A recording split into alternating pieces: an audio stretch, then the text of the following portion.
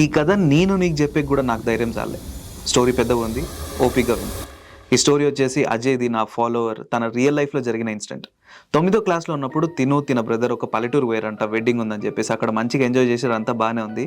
Return వచ్చిన తర్వాత వీళ్ళ బ్రదర్కి జ్వరము, బాడీ పెయిన్స్, ఎక్కువ సఫర్ అయ్యిండు. కొద్ది రోజుల తర్వాత క్యూర్ అయిపోయింది, అంత బాగానే ఉంది. కానీ వీళ్ళ ఇంట్లో పూజలు పునస్కారాలని రోజు జరిగేవంట. ఈ అబ్బాయి కూడా పూజలు బాగా చేస్తాడు. కానీ ఎప్పుడైతే ఆ పల్లెటూరు నుంచి వచ్చిండో, పూజలు మానేయడమే కాదు, వాళ్ళ ఇంట్లో పూజ జరుగుతుంటే కూడా ఏదో ఒక కారణం చెప్పి ఇంటి నుంచి బయటకు వెళ్ళిపోయాడంట. ఇది ఇక్కడితో నాగలేదు. స్ట్రేంజ్ బిహేవియర్స్ ఉండేవి. ప్రతిరోజు తన ముక్కులో నుంచి రక్తం వచ్చేది. ఇంతేకాదు, తన బిహేవియర్ ఎట్లా చేంజ్ అయిందంటే, ఏది తిన్నా కానీ కక్కేసేటోడు, వీక్ అయిపోయాడు. ఇంత జరుగుతుంటే డాక్టర్స్కి చూపించారు, ఏ సొల్యూషన్ దొరకలేదు. కానీ వాళ్ళ బాబాయ్ ఎవరైతే ఉన్నారో, ఆ బాబాయ్ పూజలు పునస్కారాలన్నీ చేసేవారు. ఒక గుడిలో పంతులు కూడాను, తాంత్రిక్ రిచువల్స్ అన్నీ తెలిసిన వ్యక్తి. ఆయనను పిలిపించి ఇంట్లో అడుగు పెట్టగానే ఎప్పుడైతే అజయ్ వాళ్ళ అన్నం చూసిండో అప్పుడు నవ్విండంట. ఎందుకంటే తన బిహేవియర్స్లో ఒకటి, అమ్మాయిలాగా జుట్టు సవరించుకోవడం, అండ్ ఆ మూమెంట్ నుంచి అమ్మాయిలాగా మాట్లాడడం, అమ్మాయిలాగా బిహేవ్ చేయడం, అమ్మాయిలాగా నడవడం, ఇవన్నీ చూసిర్రంట.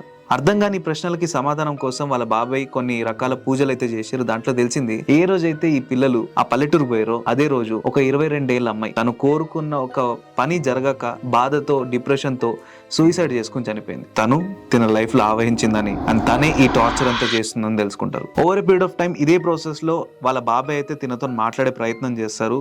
తను అంటదంట, నేను ఎట్టి పరిస్థితిలో ఈ శరీరాన్ని అయితే వదలను అంటదంట. ఈ విషయం నిన్న తర్వాత వారి మమ్మీ చాలా బాధపడిపోయి, ఆవహించిన వ్యక్తి ఏదైతే మాట్లాడుతుందో అజయ్ వాళ్ళ బ్రదర్, తన కాలు పట్టుకుందంట, నా కొడుకుని ఎట్లానే వదిలే అని. ఫైనలీ ఆ రిచువల్స్ వల్లనో వాళ్ళ అమ్మ మాట వల్లనో ఒప్పుకుంది. కానీ నీ కొడుకుతోన ఒక 2 గడియల సేపు నేను నగ్నంగా గడుపుతా అన్నదంట.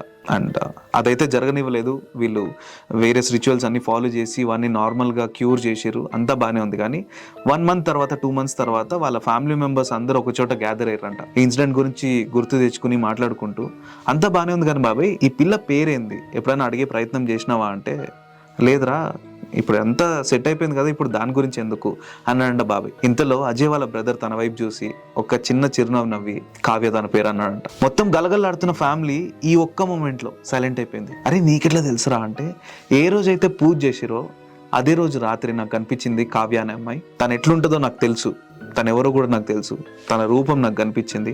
అది కలో నిజమో నా కళ్ళ ముందుకు వచ్చిందో తెలియదు. కానీ తన అన్నమాట, నువ్వు నాతో పాటు వచ్చాయి, నీకు ఒక బెటర్ లైఫ్ ఇస్తా అని పదే నన్ను ఫోర్స్ చేసి టెంప్ట్ చేసింది అన్నాడంట. ఇంట్లో వాళ్ళందరూ ఆ సైలెన్స్ అట్లనే మెయింటైన్ చేశారు. అందరికీ హార్ట్ బ్రేక్ అయిపోయింది ఆ మూమెంట్లో, భయంతో.